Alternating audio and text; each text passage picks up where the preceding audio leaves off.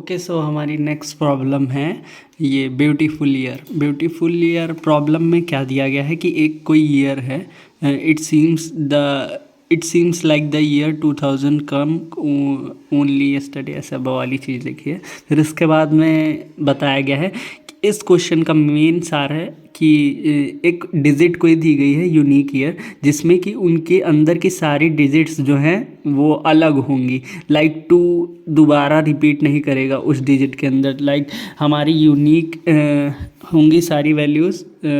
जैसे कि 2013 है तो इसमें 2 एक बार आ रहा है, 0 एक बार आ रहा है, 1 एक बार, 3। और अगर जो इसकी जगह पे अगर जो हम 2022 कर देंगे तो 2 हमारा 3 बार रिपीट हो रहा है, तो ये यूनिक नहीं होगा।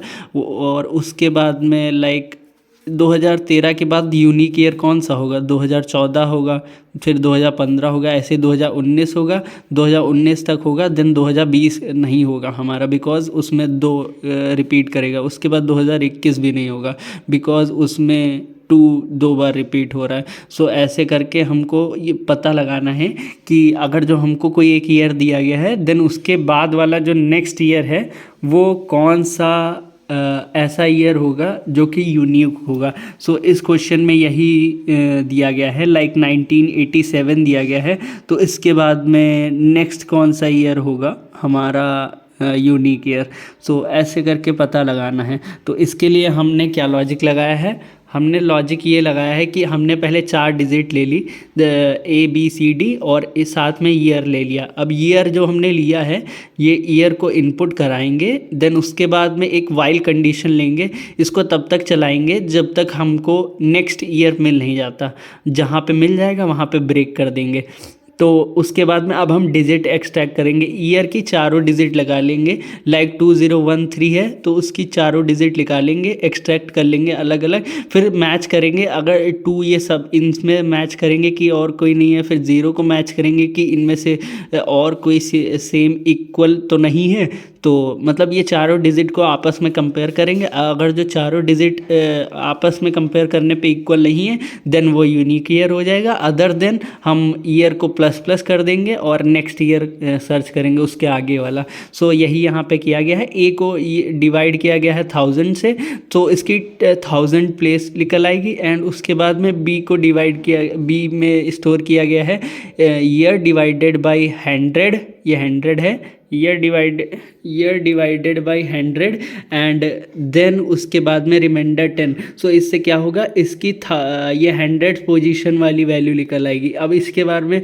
Year divided by 10 and then उसके बाद में मॉड्यूलस 10 किया गया है, तो इसकी 10th डिजिट की वैल्यू निकल आएगी।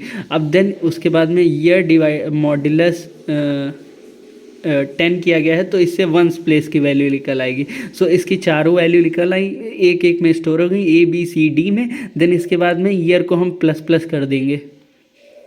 ईयर को प्लस प्लस यहीं पे करते हैं। नहीं सॉरी, हम ईयर को पहले ही प्लस प्लस कर देंगे। पूछे क्यों?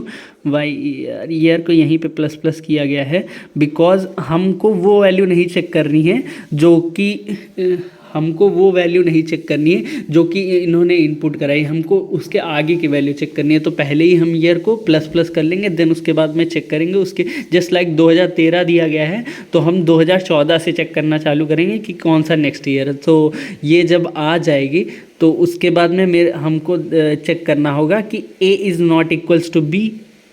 A जो है वो B के इक्वल ना हो, और A is not equals to C, और A is not equals to D। And A के सारे कंपैरिजन हो गए सबसे। देन उसके बाद में बी का करेंगे। बी का ए से तो हो ही चुका है, तो बी का बी से तो करेंगे नहीं, और बी को फिर आगे वाले से करेंगे। B is not equals to C and B is not equals to D. उसके बाद में सी पे आएंगे। सी का पिछले सबसे हो ही चुका है, केवल सी का डी से नहीं हुआ है, तो C is not equals to D, ये भी कंपेयर कर लिया। अब सबका सबसे कंपेयर कर लिया है। अगर जो इनमें में से ABCD आपस में चारों में कोई इक्वल नहीं होती हैं एक दूसरे के, देन यानी कि वो सारी डिजिट जो वो पूरी डिजिट है वो यूनिक है।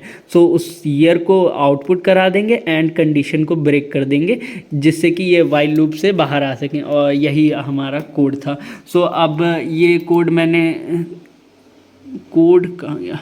हाँ, ये कोड को मैंने रन कराया था, इस वाले कोड को।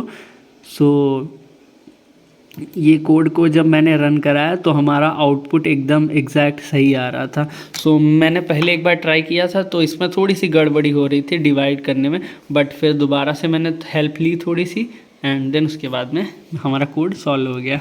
Thank you.